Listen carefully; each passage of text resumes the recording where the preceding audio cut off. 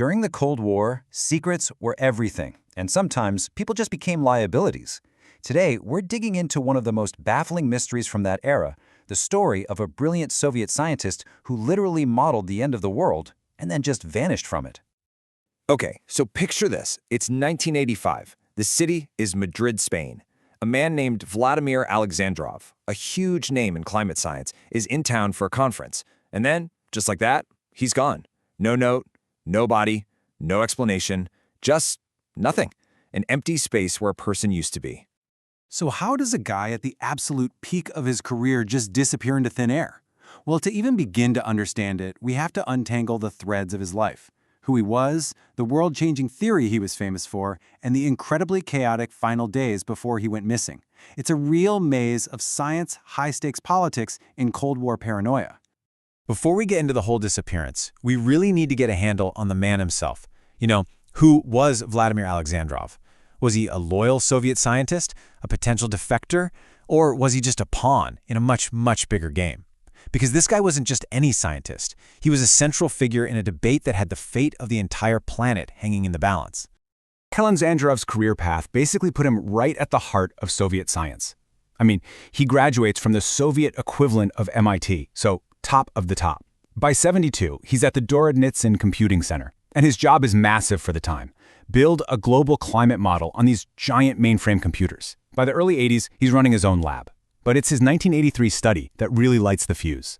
This wasn't just some boring academic paper. It was a bombshell. It gave this terrifying, computer-backed credibility to a whole new apocalyptic idea. And that idea was nuclear winter. The concept is actually pretty simple, and it's absolutely horrifying. See, the theory goes that a nuclear war wouldn't just kill millions from the blasts. The firestorms that followed, especially from burning cities, would pump so much smoke and soot into the atmosphere that it would literally block out the sun. This would plunge the Earth into a freezing, dark, radioactive winter. Crops would die, entire ecosystems would collapse. It was a computer model for human extinction. For a world already terrified of nuclear war, this was a game changer. And for the Soviet Union, Alexandrov's work became this incredibly powerful political weapon to use against the West. Which brings us right to the disappearance. So you have this high-profile scientist whose research is hugely significant and politically explosive.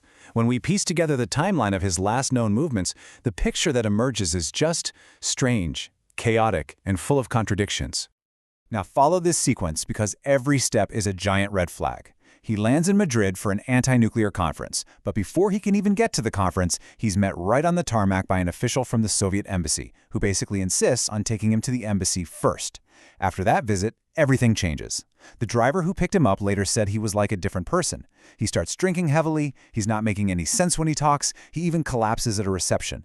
Later, he's found unconscious in the street, his colleagues help him back to his hotel, and then, in the middle of the night, he just walks out and is never, ever seen again. And this is what really punches a hole in the idea that he just decided to run away. He left everything behind in his hotel room. His passport, his plane tickets to get home, all his personal stuff. You don't just leave that stuff behind if you're planning on starting a new life somewhere. These items basically scream that whatever happened to him that night was sudden, it was unplanned, and it was probably not his choice. They're the silent witnesses at the center of this whole thing. Okay, the man is gone. What on earth happened? Well, in a case with so few hard facts, theories are all we've really got. And this being the Cold War, those theories immediately go to some dark places. Espionage, defection, you name it. So let's break down the three main possibilities. All right, so there are pretty much three main theories that took hold. First, the KGB eliminated him. The logic here is pretty strong. His research was propaganda gold for the Soviets. But what if the guy behind it was starting to have second thoughts? Suddenly, he becomes a huge liability. The only problem? There's zero proof. Not a shred. No whistleblower, no defecting agent, nothing. It's the perfect ghost story. Theory number two, he defected to the West. A lot of people thought this. He knew Western scientists, he traveled, but again, no evidence. The CIA flat out denied any contact. No one ever saw him again. Plus, his bizarre behavior doesn't exactly scream carefully planned defection. And finally, the simplest theory. It was an accident, or he had some kind of breakdown. This kind of fits his behavior in those last hours, right? But no body was ever found. No police report of an accident. He just evaporated. The paranoia around this was so intense that the accusations were flying in both directions. Years after he vanished, declassified intel showed the KGB was pointing the finger straight at a top American official, Robert Gates, who, would later become the Secretary of Defense. They accused him of kidnapping Alexandrov. It just shows you this wasn't treated like a normal missing person case. It was another battle in the information war between the superpowers.